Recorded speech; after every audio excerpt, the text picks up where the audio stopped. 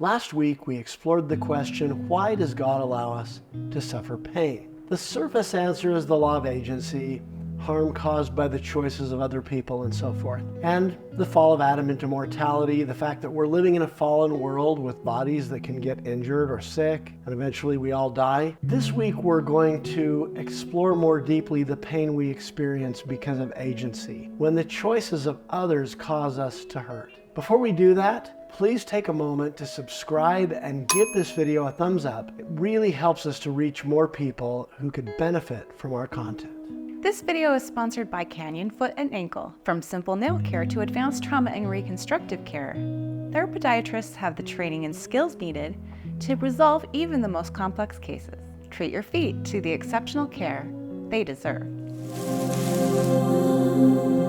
I think we all know what it's like to be hurt by someone who made choices that were not in our best interest. Whether it's a stranger who breaks into our car or home to steal our things, a date that turned into a violent sexual assault, a coworker who badmouthed us and even caused us to get fired, a parent who abused or ignored us as a child, a spouse who cheated or left for someone else. There are endless ways we can hurt each other deeply in this life. Cathy and I came together in love after we both experienced painful separations from former spouses. If you have been seriously hurt by someone and you're feeling victimized, it's important to allow the emotions that come with that. Identify how you were a victim and what you can do about it. One of the most unfair things in life is that our perpetrators can never be the ones to make it right for us. Fair or not, the hard truth is that our stewardship is to be introspective and heal our own pain, even when, perhaps even especially when, we didn't deserve to be treated the way we were. You know, Cathy, one of the worst things we can do in our own sense of anger and righteous indignation is to give the power of our healing over to our abuser. Even if they wanted to, even if they are sorrowful and repentant, they can't heal what is broken in us. And we don't need their permission to heal, whether they would give it or not. President Nelson has said that salvation is an individual matter, but exaltation is a family matter. Another way of saying this is that an individual, a man or a woman, is not a perfectible entity in that he or she alone cannot become like God. That places a lot of importance on interpersonal connections. So how does that apply to the stewardship to heal when we're in a marriage or a family situation that is in upheaval? Let's go back to salvation is an individual matter. No one else can do the work required to save us from our pain. Gratefully, we have a Savior who is our healing balm, but it requires humility and submission and acceptance of what is in order to access that. I want to get a little vulnerable here and share a bit about an experience I had when I was really hurting from the choice of a former spouse. I gave my power over to him to fix it, thinking that he would have the ability to do that. Now, this is something I think it's complex in family relationships, is when we believe that we deserved to be treated better, that we should have been dealt with differently. We can often misplace the responsibility for our healing onto that person, believing, well, they did it, they were at fault, so they need to fix it. And I will tell you, it didn't work.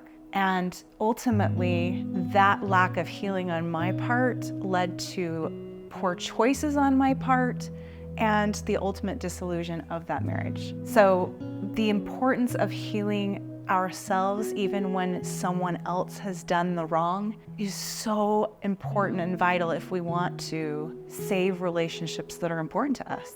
And even if we don't save those relationships, our lives are much better when we've healed, period.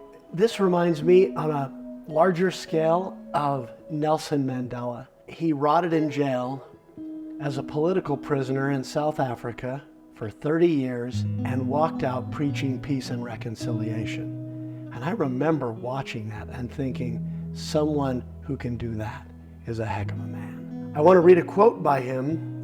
Before he left prison, he said, "As I stand before the door to my freedom, I realize that if I do not leave my pain, anger, and bitterness behind me, I will still be in prison. And that's what happens to all of us too. We can get out of a marriage where there was a lot of conflict, but if we're still fighting the battles of that marriage internally, we're still in prison. That's so true. When we get sick or injured in a no-fault accident, or even when we get cancer or a life-threatening illness, heaven forbid, it's plainly obvious that we need to get the best medical care we can for our own healing. But sometimes when we're hurt by another person or people, and we feel that injustice deep in our souls, like Cathy talked about feeling, it is healing to access the power of our Savior. However, after the deep emotional pain, that healing, it can be increasingly complicated. Have you been blaming all of your pain on someone who genuinely hurt you?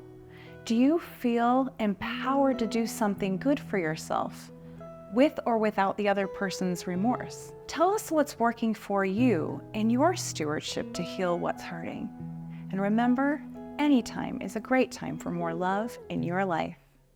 Thanks for joining us for another week on LilyTube. If you enjoy what you see, support us by liking, commenting, and sharing your favorite videos with others who could benefit. As single life and relationship coaches, our mission is to help single adults intentionally heal from loss to create a happy life and healthy relationships. Keep coming back and we'll keep you encouraged. Each week, we provide new and refreshing perspectives on the challenges and opportunities of mid-single life. If you'd like to immerse yourself deeper into your own personal development and relationship journey, visit our website at loveinlateryears.com for even more resources.